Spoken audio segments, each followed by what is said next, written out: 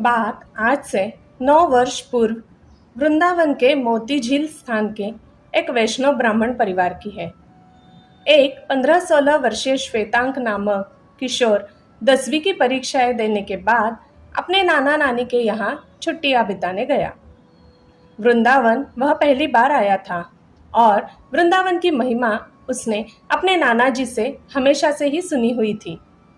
कोई बाहर से आता तो वे सर्वप्रथम बिहारी जी के दर्शन करने की कहते और कहते, बेटा यहाँ तो जो करे सो बिहारी जी ही करे, जाए के सबसे पहले बिहारी जी के दर्शन करके ही आओ। जो कुछ है सो बिहारी जी ही है।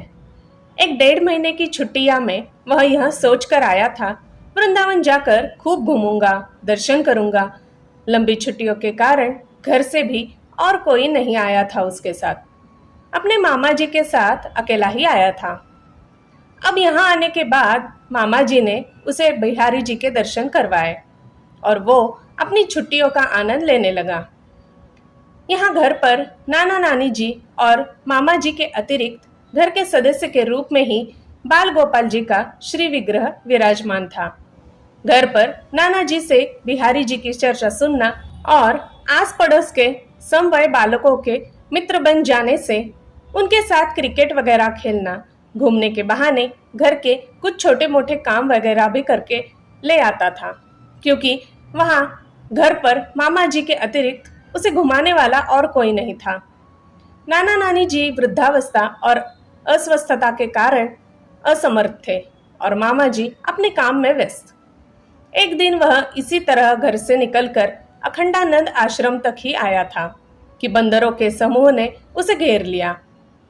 वहां से देख वह बहुत ही भयभीत हो गया, क्योंकि उसके लिए यह सब बिल्कुल अप्रत्याशित था। कुछ सूझ नहीं रहा था।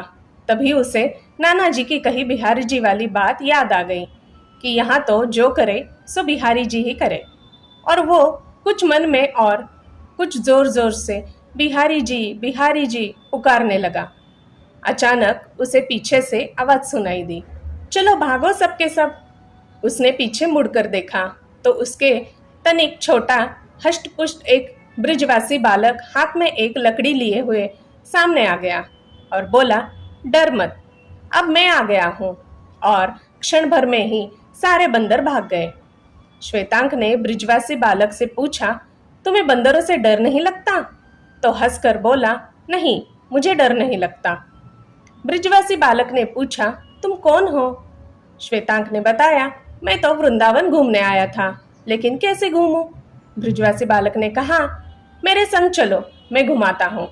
अब वे मित्र बन गए और उस दिन वृंदावन के कई मंदिरों के दर्शन करवाने के बाद उस बालक ने अपने पास से ही श्वेतांक को चाट पकौड़ी भी खिलाई और हर तरह से उसका ध्यान रखा। और फिर दूसरे दिन मिलने का समय निश्चित कर दोनों वापस हो लिए। अगले दिन फिर वहां पहुंचा तो उस बालक को हाथ में छड़ी लिए हुए हंसते हुए प्रतीक्षा करते हुए पाया। उसके पास पहुंचते ही बोला, तुम्हारी ही प्रतीक्षा कर रहा हूँ।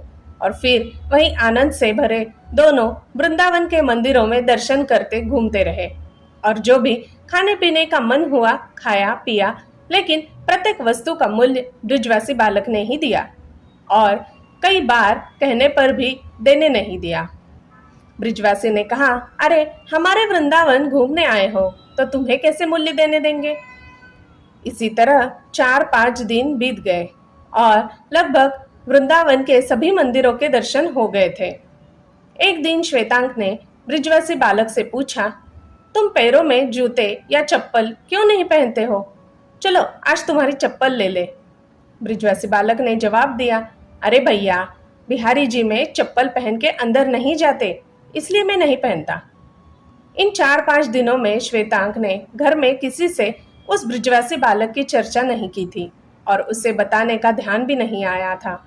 उसे तो बस एक दिन बीतने के बाद दूसरे दिन की प्रतीक्षा रहने लगी और घर पर भी सभी यही सोचते कि घर पर मन न लगने के कारण मित्र मंडली के साथ क्रिकेट वगैरह खेल रहा होगा।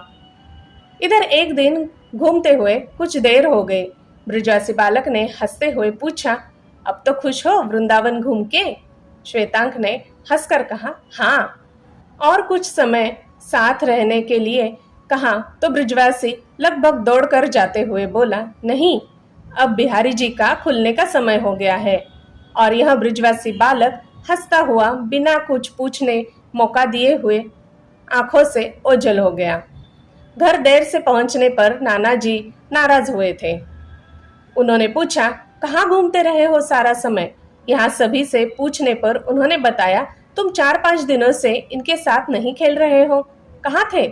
श्वेतांक ने जब सारी बात नाना जी को बताई तो उन्होंने पूछा, कैसा था वो बालक?